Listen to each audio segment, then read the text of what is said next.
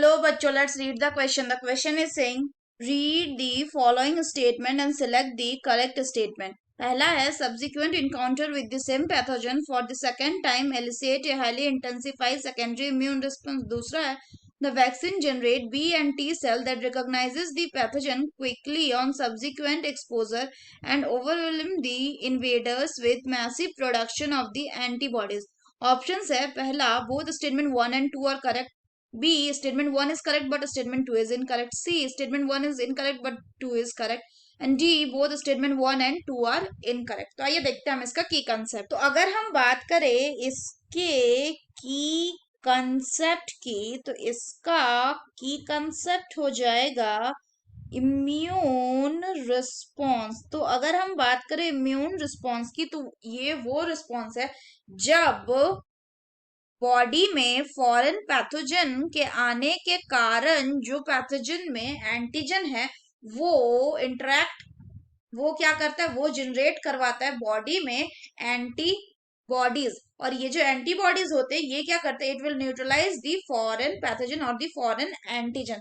तो अगर हम इम्यून रिस्पॉन्स की बात करें तो ये मेनली दो तरह के होते हैं. एक को बोलते हैं प्राइमरी इम्यून रिस्पॉन्स एंड दूसरा जो होता है उसको कहते हैं secondary immune response.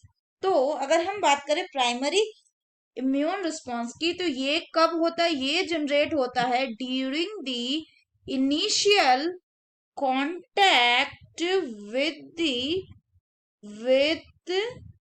The pathogen. यानी कि जब पैथोजन से पहली बार बॉडी संपर्क में आया तो क्या होगा कि उस टाइम पे ये पैथोजन एक्ट करेगा एज ए एंटीजन. उस टाइम पे बॉडी पे कोई एंटीबॉडी है नहीं, तो उस टाइम पे क्या करेगा, बॉडी जब पहली बार कांटेक्ट में आएगा किसी भी पैथोजन के, जो कि पैथोजन यहाँ पे काम कर रहा है एज ए एंटीजन, तो जो बॉडी होगा वो क्या करेगा, तो बॉडी स्टार्ट सिक्रीटिंग, ये सिक्रीट करने लगेगा क्या, एंटीबॉडीज को.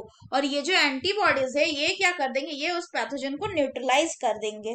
यानी इनिशियली इसमें कोई एंटीजन नहीं होता, लेकिन धीरे धीरे बॉडी में स्लोली एंटीबॉडी जो है वो क्या करते हैं, वो बढ़ते रहते हैं. अगर हम नेक्स्ट बात करें तो उसके बाद सेकेंडरी इम्यून रिस्पॉन्स में क्या होता है, तो जैसे ही बॉडी प्राइमरी इम्यून रिस्पॉन्स से एंटीबॉडी सीक्रेट कर लेता है, साथ ही साथ ये क्या बनाता है, ये बना लेता है body memory B and T cell. तो जब memory B and T cell बना लेता है तो क्या होता है कि ये जो memory B and T cell है ये किस में काम आते हैं, they are used in the secondary immune response. अगर हम बात करें सेकेंडरी इम्यून रिस्पॉन्स की, तो इस टाइम पे मान लीजिए वही पैथोजन दोबारा आया, एंटीजन की तरह काम किया, तो इस टाइम पे बॉडी को ज्यादा टाइम नहीं लगेगा क्या करने में, बी सेल बनाने में. उसके पास ऑलरेडी मेमोरी बी सेल है, उस जो पैथोजन है उसका रिकॉग्नाइज्ड है एंटीजन, तो वो क्या करेगा, तुरंत ही वो एंटीबॉडीज बनाएगा और एंटीबॉडीज बना के उस पैथोजन को क्या करेगा, न्यूट्रलाइज कर देगा. इसीलिए जो सेकेंडरी इम्यून रिस्पॉन्स होता है इसको क्या कहा जाता है, इसको बूस्टर रिस्पॉन्स भी कहा जाता है. तो अगर हम स्टेटमेंट की बात करें तो स्टेटमेंट में बोल रहा है कि subsequent encounter with the same pathogen for the second time illicit a highly intensified secondary immune response. तो ये स्टेटमेंट बिल्कुल सही है.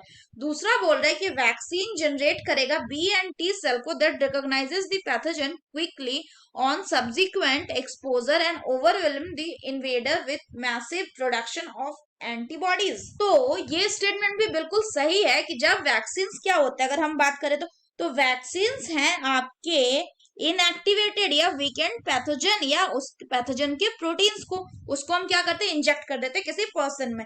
तो जब पर्सन में इंजेक्ट करते हैं तो अगर वो पर्सन उस स्पेसिफिक वैक्सीन का जो डिजीज है उससे सफर कर रहा है तो वो एंटीबॉडी बनाएगा धीरे धीरे बॉडी में, और फिर वो क्या करेगा, उस पैथोजन को न्यूट्रलाइज तो कर देगा, लेकिन साथ ही साथ वो memory B and T cell generate करेगा जो सब्सिक्वेंट एक्सपोजर अगर सेम पैथोजन से होता है तो वो क्या करेगा, मैसिव अमाउंट में एंटीबॉडीज प्रोड्यूस करके उस पैथोजन को किल करेगा या न्यूट्रलाइज करेगा.